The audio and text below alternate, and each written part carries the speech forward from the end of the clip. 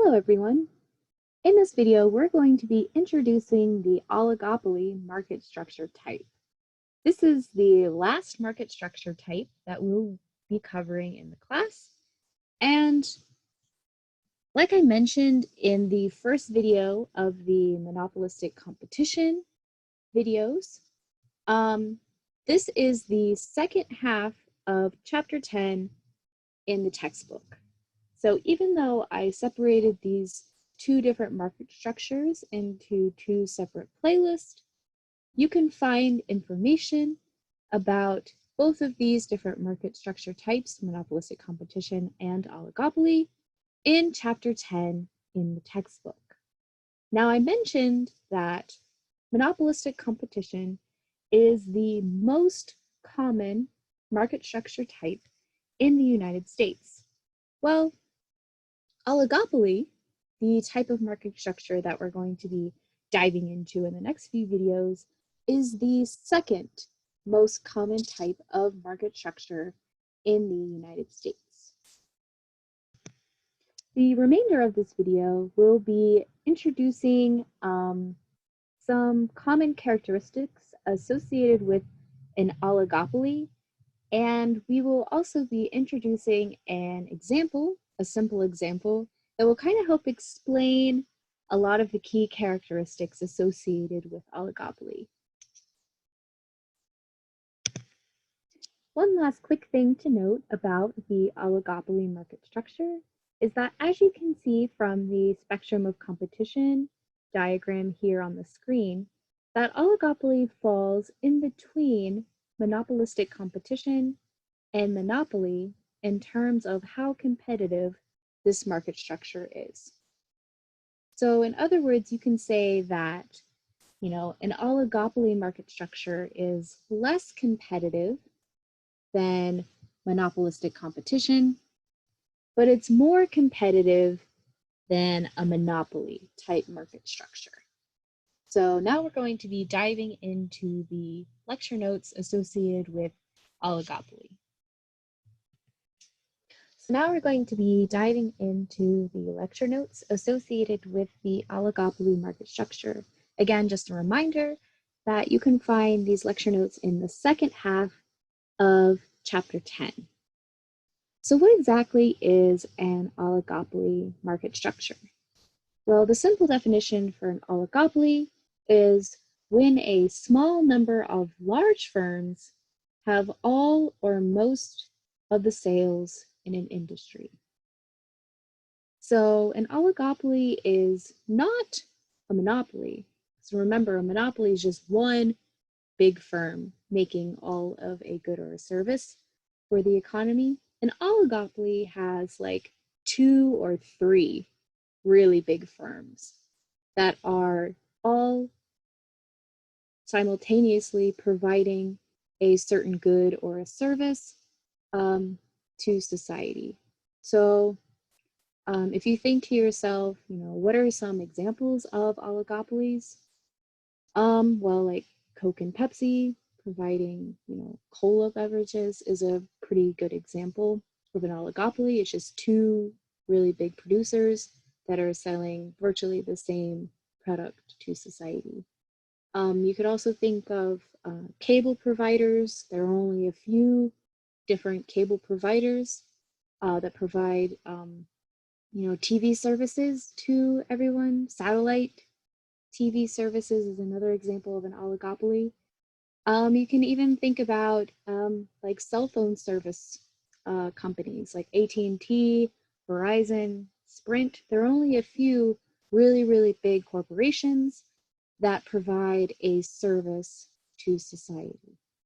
And we're going to be using the cell phone service example later on in this video and into the next few videos. So something that's very unique and interesting about the oligopoly market structure is that when, an oligopolist firm, so if a firm exists and it's only competing with 2, maybe only 1 other really, really big firm, This firm has usually one of two decisions that it can make determining how much of the good or service that it's going to sell and for what price it's going to charge. And that decision that this firm makes really depends on the behavior and the motivations associated with the other firms in this industry. So if these two firms, let's just say it's AT&T and Verizon, competing in your area to sell cell phone coverage.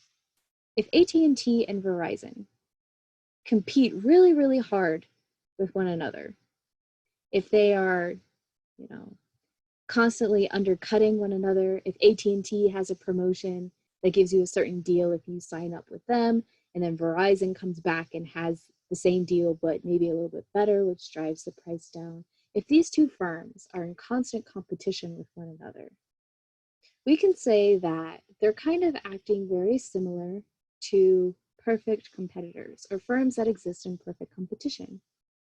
And because of this competition between these two really big firms, this is going to drive down costs for the firms. It's going to drive down prices that they charge for the consumers. And this is going to lead to zero profits for both of them.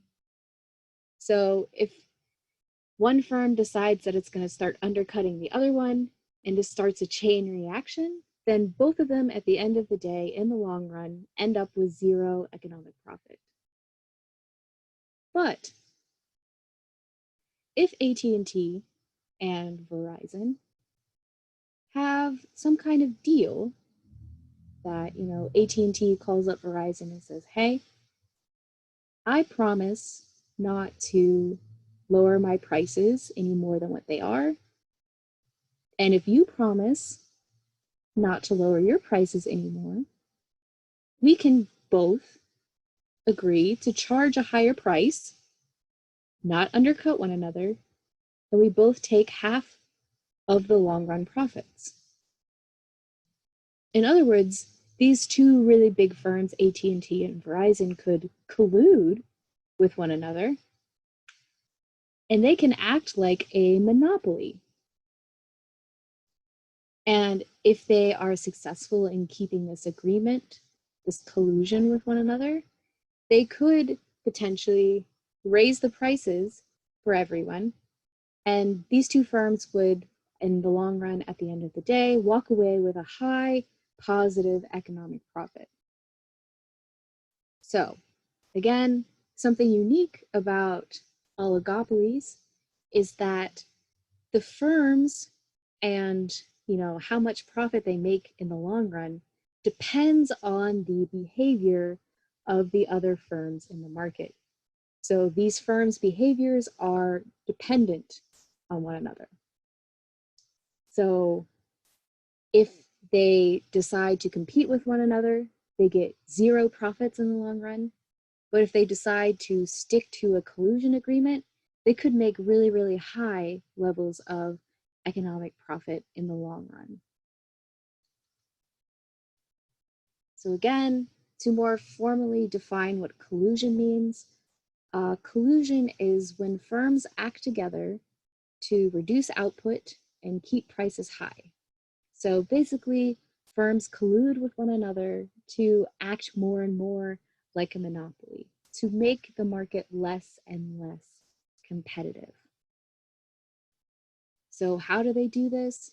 They can purposefully not sell as much of the good or service anymore. They can withhold the output that they are producing. They can purposefully charge a higher price, like a monopolist would. And they can agree to divide the profits amongst themselves. And a group of firms that have a formal agreement to collude to produce the monopoly output and sell at the monopoly price is more formally called a cartel. So you may have heard like cartel thrown around in TV shows and movies and things like that. And this is where this idea of cartels fits into oligopolies, is that essentially by having this, spoken, it doesn't even have to be a formal contract agreement. The AT&T and Verizon have this agreement to act like a monopoly together. They would technically be a cartel. They all agree to charge higher prices and not sell as much as they could and divide the profit amongst themselves. So to make this, interdependent behavior of firms a little bit more, grounded, I decided to go through a very in-depth example with you guys that will help kind of show the two different outcomes that could happen when there is an oligopoly market. They can either get zero economic profits if they decide to compete with one another, or they can get really, really high economic profits if they decide to act like a monopoly. So in this example, I gave a cell phone duopoly in a small town. So by duopoly, I just mean an oligopoly with two firms. So the two firms that we're going to be talking about in this example are AT&T and Verizon. And the good that they're providing the residents of small town is a cell phone service with unlimited anytime minutes and a free phone. So they're providing a cell phone and unlimited data to everyone in this small town. Over here in this little chart, we have the demand schedule for this cell phone service in this town. So as you can see, as the price that they charge for this good goes up, the quantity demanded for the service goes down. So the demand schedule for the cell phone service follows the law of demand. Now, again, this is just to make the example very simple.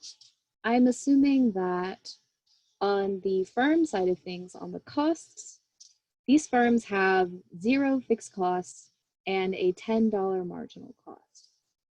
So in other words, to find this firm's total cost, you would just take the quantity that they sell times 10. So hopefully this sets things up a little bit more clearly, and we can go through and expand this demand schedule to include the total revenue and the total cost and the profits, therefore, that these firms will make in this small town. So again, a quick reminder to calculate the total revenue for specific quantities sold at certain prices. You just take the quantity times the price. So if you are selling 130 units for $5 each, how much revenue is the firm going to bring in? 130 times 5 is $650. If they are selling 120 cell phone plans for $10 each, you just take 120 times 10, and you'll see that the firms are going to get a revenue of $1,200. So you can do this for every single different combination of price and quantity here. Now again, remember on the last slide, we said that we can find the total cost by taking the quantity times 10. So if they sell 140 cell phone plans, 140 times 10 is 1,400. If they sell 130 cell phone plans, 130 times 10 is 1,300. We can do this for all the different costs, and we see that as, we sell more cell phone service plans, our costs go up. If we, So hopefully this is a review of stuff we've gone over before. For the tests and the problem set, it is not entirely important for you to be able to calculate this. This will be given to you in a chart. But again, it's good practice to remember how we calculate total revenue and total cost. Because if we know total revenue and we know total cost, we can figure out what the different amounts of profit will be at each different quantity. Because profit is total revenue minus total cost. So it's the money that we bring in minus the total cost for everything it takes to pay for making those goods. So if we do total revenue minus total cost, we can get profit. So we see that we don't start breaking even in this particular market until we sell 120 cell phone plans, because the revenue that we bring in is 1,200, and the cost it makes us to produce those 120 cell phone plans is $1,200. So we get zero profit or zero economic profit from making 120 cell phone plans. If we make more than, we can see that total revenue minus total cost gives us all these profit levels. So you can see that by actually reducing the quantity and charging a higher price for that smaller quantity increases the potential profit for these two big firms, AT&T and Verizon. So if this market was perfectly competitive, if we had many producers of cell phone plans, all selling the exact same cell phone plan and providing the same free cell phone, we know that the competitive outcome will be where the price is exactly equal to the marginal cost. So again, on the last slide, or 2 slides ago now, we saw that the marginal cost per cell phone plan was $10. So if this were a competitive, perfectly competitive market structure, this would be the price and quantity provided to the residents of this small town. The revenue that all the firms would bring in totally would be 1,200, and the total cost would be 1,200. So the firms would just break even if this was perfectly competitive. If this was a monopoly outcome, we would find that the highest profit that any firm can make at any one of these quantities is $1,800. So to maximize profit here, a monopoly would only produce 60 units and charge $40 per unit. So given these two kind of extreme examples, so if it's perfectly competitive, all of the firms make zero profit, and if it's a monopoly, then the profit for the firms would be $1,800. These are the two kind of extreme outcomes that can happen when we're talking about a duopoly or an oligopoly with two firms. So again, one possible outcome here for this duopoly, AT&T and Verizon could decide to collude with one another. So they could come to an agreement and say, hey, if we both agree to only produce the monopoly quantity and sell at the monopoly price, we can split the profits between the two of us. So looking back to the previous slide, we see that the profits that a monopoly would make would be $1,800. So each firm would split the profits and each one would get $900, or 1/2 of $1,800. A monopoly would make 60 units and charge $40 each for each of those 60 units. Again, if there is this collusion agreement, the two firms will just say, hey, AT&T will make half and Verizon will make half. So each one agrees to produce half of the monopoly output. So AT&T provides 30 cell phone plans at $40 each and gets $900 in profit. Verizon produces the other 30 units at $40 each to get $900 in profits. So again, they would basically be forming a cartel. They would say, if you promise not to undercut me and try to sell these cell phone plans at a lower price to attract more customers, I promise not to do the same. And we can both make profits at the end of the day. So I'm going to end this video posing these 3 different questions. And the start of the next video will go through and explain the answers to these questions. So again, the 2 main decisions that these firms can make would be to actually agree to collude with one another, or they could choose to be self-interested. In other words, they could choose to break that agreement and try to undercut the other producer of this cell phone plan.